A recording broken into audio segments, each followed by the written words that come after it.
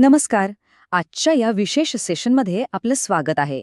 आगामी net, set आणि विशेषतः एमएच सेट परीक्षांच्या दृष्टीने आपण एका अत्यंत महत्त्वाच्या टॉपिकची परीक्षाभिमुख तयारी करणार आहोत.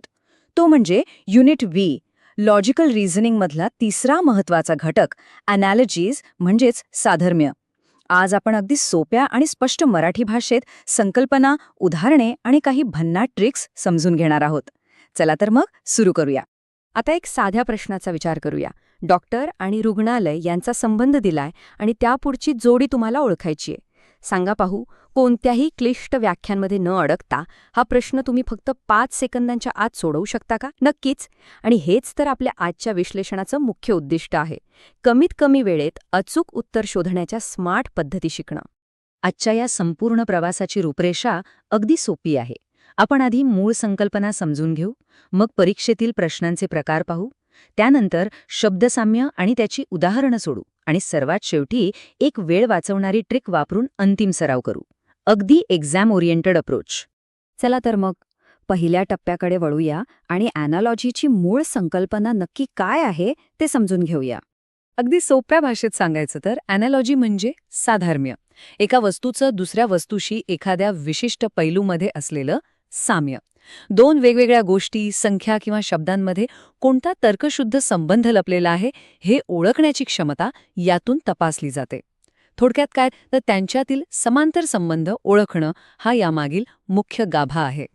आता जर आपण शैक्षणिक दृष्टिकोनातून पाहिलं तर इरविन कोपी आणि कार्ल कोहेन यांच्या व्याख्येनुसार प्रत्येक ॲनालॉजिकल युक्तिवाद 2 किंवा अधिक गोष्टींमधील साम्यापासून सुरू होऊन पुढील साम्याकडे जातो.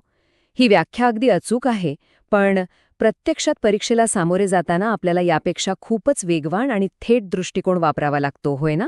म्हणूनच आता आपण थेट दुसऱ्या टप्प्याकडे जाऊया आणि हा सैद्धांतिक भाग प्रत्यक्ष परीक्षेत कसा विचारला जातो ते बघूया. खरं सांगू, ही एक खरोखरच दिलासा देणारी बाब आहे की तुम्हाला ॲनालॉजीच्या खूप सखोल आणि गुंतागुंतीच्या अभ्यासाची अजिबात गरज नाही. नेट, सेट आणि एमएच सेट सारख्या परीक्षांमध्ये सहसा या प्रश्नांचं सर्वात साधं स्वरूप विचारलं जातं. हा पूर्णपणे कॉन्सेप्ट बेस्ड भाग आहे. एकदा कन्सेप्ट समजली की काम सोपं होतं. मग परीक्षेत नक्की काय विचारतात? तर प्रामुख्याने हे काही विशिष्ट प्रकार दिसतात. वर्ड ॲनालॉजी, नंबर ॲनालॉजी, लेटर ॲनालॉजी, तसेच ॲनालॉगस पेअर कम्प्लिशन आणि सिलेक्शन आणि ॲनालॉजी डिटेक्शन. हे सगळे प्रकार तुमचं सर्वसाधारण ज्ञान, भाषिक तर्कक्षमता आणि किती अचूक विचार करता हे तपासण्यासाठीच तयार केलेले असतात. आता तिसऱ्या टप्प्यात आपण यातल्याच वर्ड ॲनालॉजीवर म्हणजेच शब्दांवर आधारित प्रश्नांवर फोकस करूया आणि काही प्रत्यक्ष उदाहरणे सोडून बघूया. आता हे एक अगदी क्लासिक उदाहरण बघा. पान आणि झाड ह्या पहिल्या 2 शब्दांमधला नेमका संबंध ओळखणं हे आपलं पहिलं टार्गेट आहे आणि एकदा तो सापडला की तोच संबंध पृष्ठ आणि दिलेल्या पर्यायांमध्ये लागू करायचा आहे. यामागचा तर्क जर आपण सोडवला तर हे अतिशय सोपं वाटतं. बघा, पान हा झाडाचा एक भाग आहे, बरोबर? म्हणजेच हा संबंध भागाकडून पूर्णत्वाकडे किंवा पार्ट टू होल असा जातो. मग याच लॉजिकनुसार पृष्ठ हा कशाचा भाग असला पाहिजे? नक्कीच पुस्तकाचा. त्यामुळे आपलं योग्य उत्तर आहे पुस्तक. संबंध अगदी स्पष्ट आणि थेट आहे.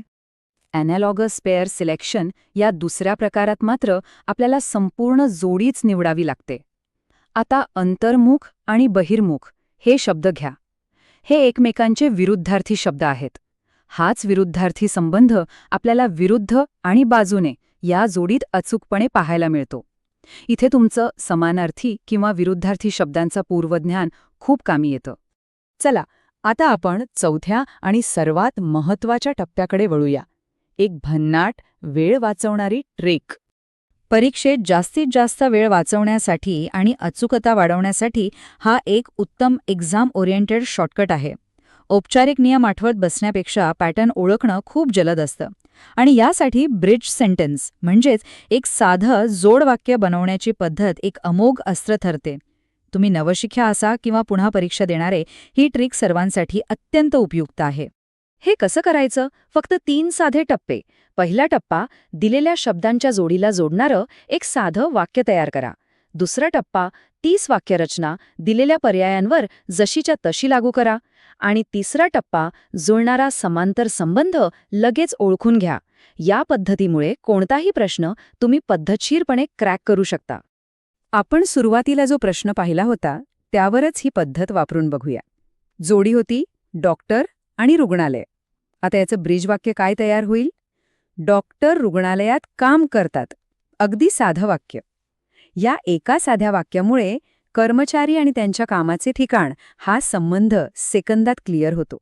कोणत्याही कन्फ्युजनशिवाय उत्तर समोर येतं. परीक्षेत तुमचा वेळ वाचवायचा असेल तर या काही नेहमीच्या संबंधांवर नक्की लक्ष ठेवा. जसे की समानार्थी शब्द, विरुद्धार्थी शब्द, भागाकडून पूर्णत्वाकडे जाणारा संबंध, कारण आणि परिणाम, साधना आणि कार्य, किंवा मगाशी पाहिल्याप्रमाणे कर्मचारी आणि कामाचं ठिकाण. हे घटक ब्रिज सेंटेन्स बनवण्यासाठीचे अगदी पायाभूत घटक आहेत. हे एकदा लक्षात आले की उत्तर शोधण्याचा वेग आपोआप दुप्पट होतो. आता आपण आपल्या शेवटच्या टप्प्याकडे आलो आहोत. अंतिम सराव.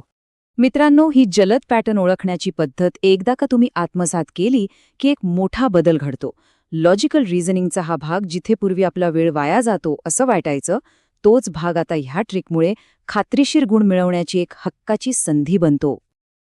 आणि आता समारोप करताना तुमच्यासाठी एक भन्नाट चॅलेंज. हा ॲनालॉजी डिटेक्शनचा प्रश्न बघा. नाक, डोळे, कान. विचार करा, या तिन्ही शब्दांना जोडणारं एक सामायिक ब्रिज वाक्य किंवा गुणधर्म कोणता असू शकेल? याचा नक्की विचार करा, कारण याच विचार प्रक्रियेतून तुमची खरी तयारी होणार आहे. आजच्या या परीक्षाभिमुख विश्लेषणात सहभागी झाल्याबद्दल खूप खूप धन्यवाद. तुम्हाला आगामी परीक्षेसाठी मनापासून शुभेच्छा आणि असाच अभ्यास करत रहा.